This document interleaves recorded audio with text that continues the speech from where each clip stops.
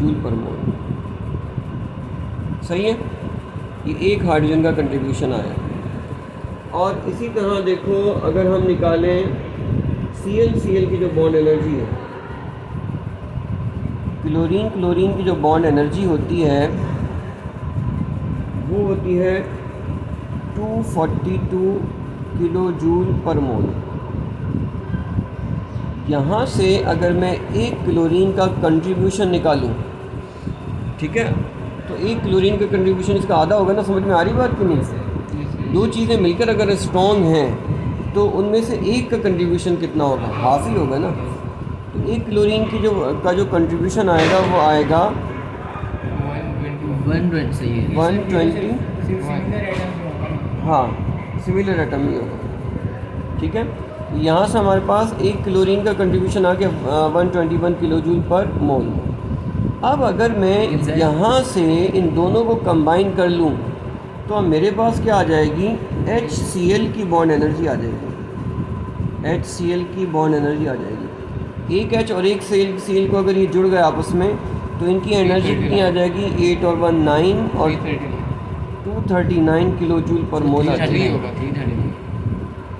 339 kilo joule पर मोल आ जाएगी bond energy, ठीक है। ये जो बॉन्ड एनर्जी है ना, ये कहलाती है कैलकुलेटेड। ये क्या कहलाती है? कैलकुलेटेड बॉन्ड एनर्जी कहलाती है। लेकिन अगर अभी हम देखें ना कि HCl की जो एक्चुअल में बॉन्ड एनर्जी होती है,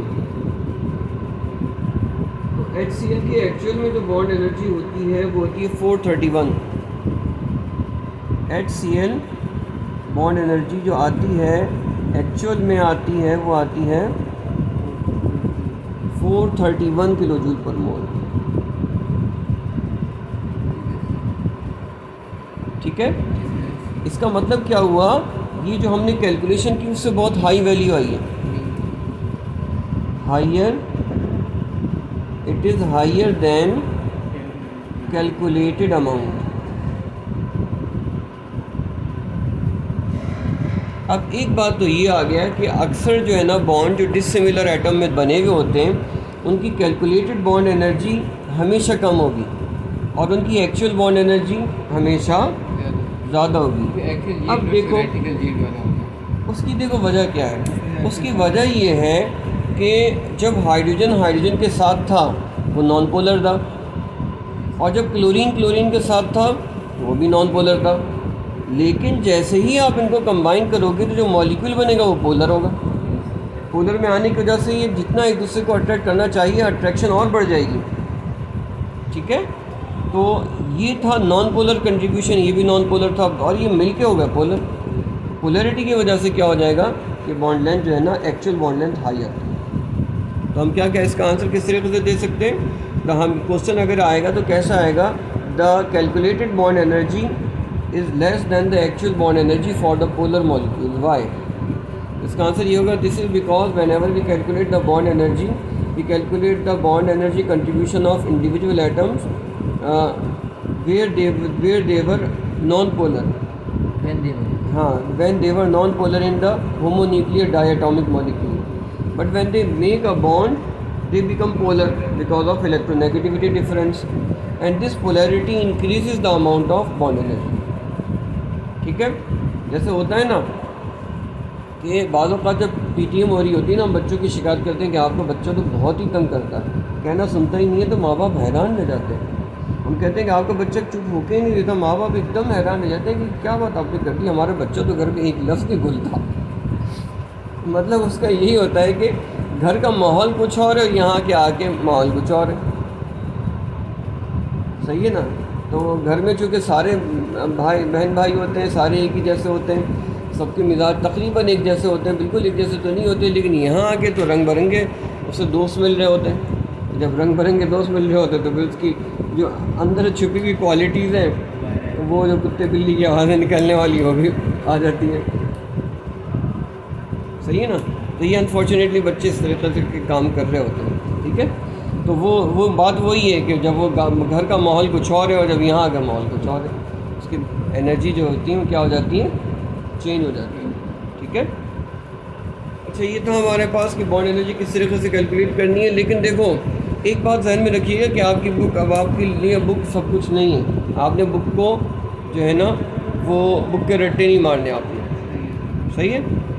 लेकिन अब देखो ये जो आसान काम था ना, इसी तरीके से इसी काम को आपकी बुक ने किस तरीके से किया हुआ है।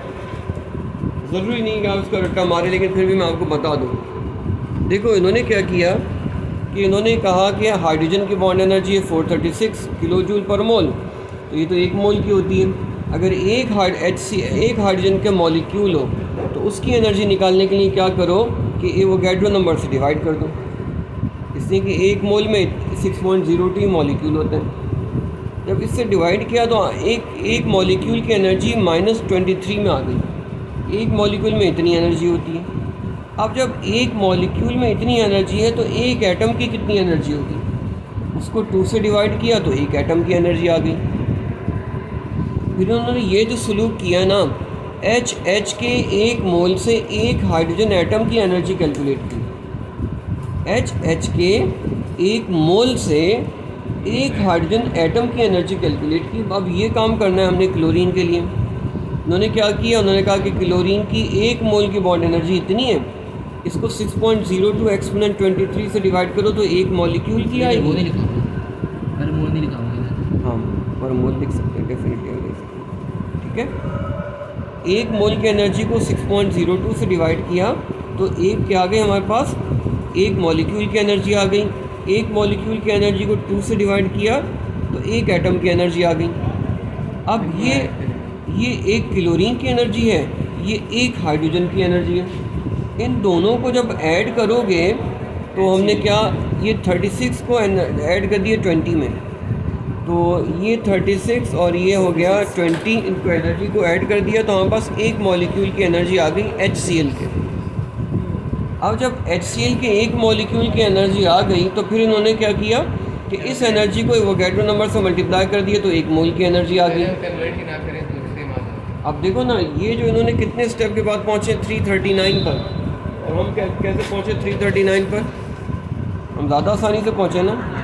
पहुँचे ये भी वही है जहाँ हम पहुँचे, लेकिन उन्होंने उलट पुलट ज़्यादा किए, ठीक है। लेकिन आपने इसको रट्टे नहीं मारने, आप ये कर लें ये भी सही है, आप ऐसे कर लें, ठीक है ना। इसके ज़रिए भी वही बॉन्ड एनर्जी आ रही है जो इसके ज़रिए आ रही है, ठीक है। इसको स्टॉप कर दो।